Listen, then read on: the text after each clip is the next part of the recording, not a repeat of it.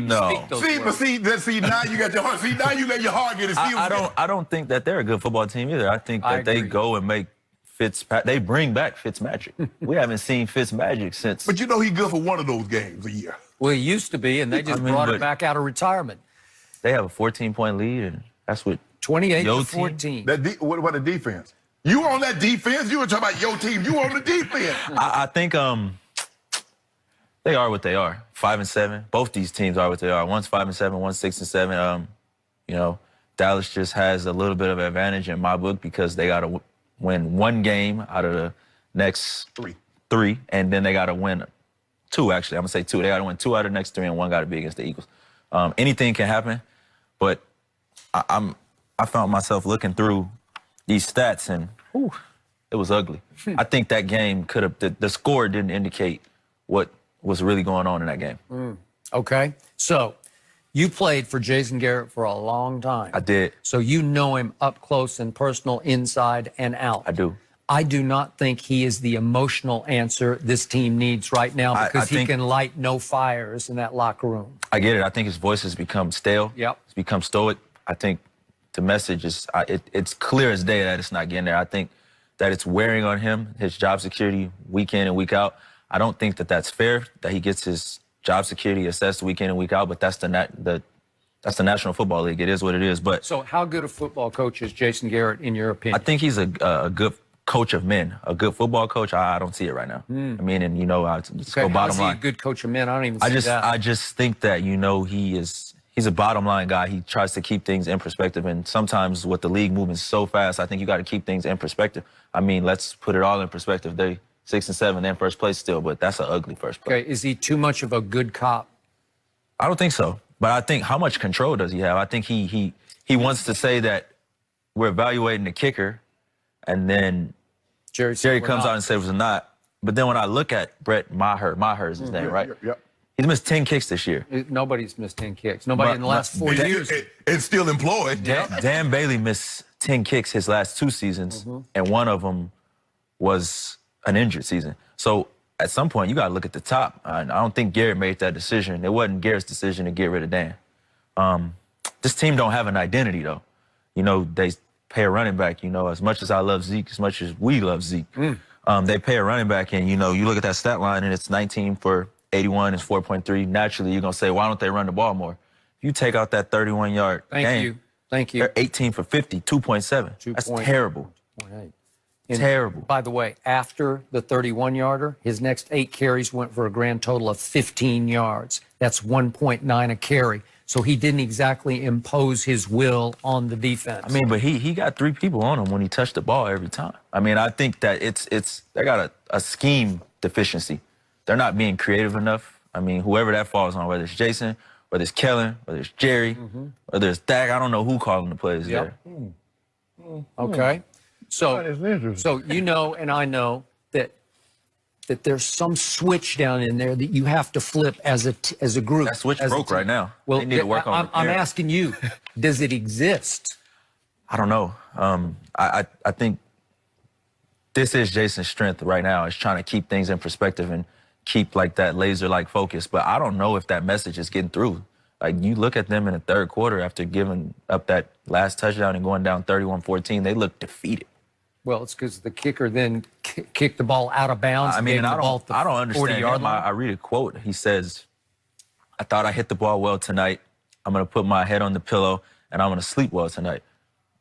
He misses a field goal that's totally kills him. It killed him. Yeah. And then they go and cut the lead. They make it, what did they make it, 14? It was 24-14. 24-14, and then he goes and he hits the ball out of bounds. They get it on the 40. Can't do it. 2 first downs out of field goal range, and they go down and they score. In 3 plays, they scored. This defense, man. Yeah, talk about that. See, that's on Jason Garrett, but ain't nobody mentioned Chris Michard. Ain't nobody mentioned Rod Marinelli. I think, you know, I played for Rod, me personally, and I mean, he was a big alignment, assignment, technique guy, but I mean, you look at them, they missed the line. Position. They got no technique. They're missing tackles. I mean, I guess you could say that the effort is there. I mean, the only thing I can say is, you know, they handed the keys over to Chris Richard, you know, and I think he was a great defensive back coach with Seattle, but I think it's a reason why Pete Carroll let him walk out that door. Great defensive backs. Yeah. Yeah, well, I mean, you got Earl and Sherm and Chancellor. I mean, and you got Bobby Wagner. Yeah. And you got that D-line, and you got that defense. I mean, how hard is it to coach? I think we now seeing the reason why Pete let him walk out the door. 7 for 12, 58%. You're not going to beat anybody. No and one. it should have been better than that because Miller dropped the easiest third down catch of the night. So let's just say 8 for 12. Okay. That's awful. I mean, and then, man, 150 rushing yards, 150 plus rushing yards.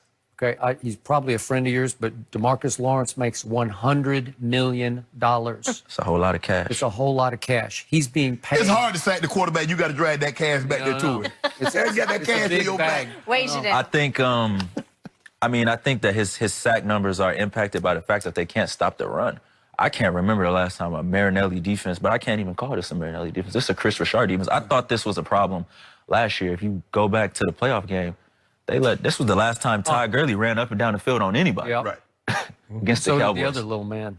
CJ. Yep. Yeah, so they got some serious soul searching to do between now and the next 10 days. I don't even think it's health. I think it's soul searching. I think they need to look themselves in the mirror and decide what actually do we want to be. Like, what do we want to get out of this season? And I mean, I don't think it's a They just lost want to season. get out of the season. I mean, pack it in now. Give it up. Quit. Did you not see New England? Did you not see Buffalo? Did you not see this performance last night? Skip, what happened? Did they lost? 8 of the last 11? 5 or 6? That would be if they lost to the Rams. They would, Oh, they gonna lose. they would go to Philly. Yeah. They would have lost 8 of them. Yeah, that's what they're going to do. Yep. They're going to do that, Skip. Okay. You see, Dak Prescott, they opened the game, and Skip loves to do this. They opened the game, Dak's 4 of 6, 41 yards. They drive right down the field. 4 of 4 on third down. 4 of 4 on third down. Almost 9 minutes. But for the next 2 quarters, he throws for 69 yards. Now, the game's out of hand. And he comes down and throws for 224. And then, but if you didn't watch the game last night, you look at Dak's stat lines like, man, this game was close. Boy, Dak was balling. No, he wasn't. No, he wasn't. Wait, does the fourth quarter count? Or? I need somebody. No, maybe it doesn't. I'm sorry. Do you know? Help me out on this. It counts, but that stat line is real kinfolk Kurdish. Yeah, Kinfolk Kurt. He know about Kinfolk Kurt. He know about Kinfolk Kurt. One of those. Real. See what Skip likes to see. This is like in basketball. A team is blowing a team out.